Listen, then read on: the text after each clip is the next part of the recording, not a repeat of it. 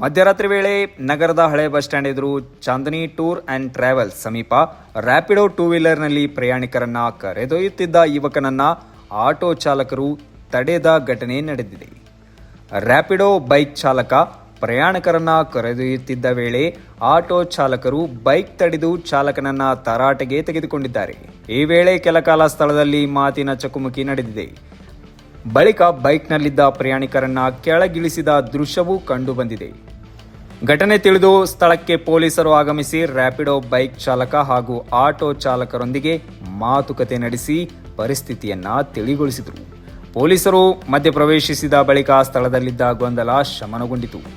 ಮಧ್ಯರಾತ್ರಿ ವೇಳೆ ನಡೆದ ಈ ಘಟನೆ ದೃಶ್ಯಾವಳಿಗಳು ಇದೀಗ ಸಾಮಾಜಿಕ ಜಾಲತಾಣದಲ್ಲಿ ಹರಿದಾಡುತ್ತಿದ್ದು, ರ್ಯಾಪಿಡೋ ಬೈಕ್ ಸೇವೆ ಹಾಗೂ ಆಟೋ ಚಾಲಕರ ನಡುವಿನ ವಿವಾದ ಮತ್ತೆ ಚರ್ಚೆಗೆ ಕಾರಣವಾಗಿದೆ. Bureau report, Stephen Gowdellar, Kannada Janashri news, Hubballi.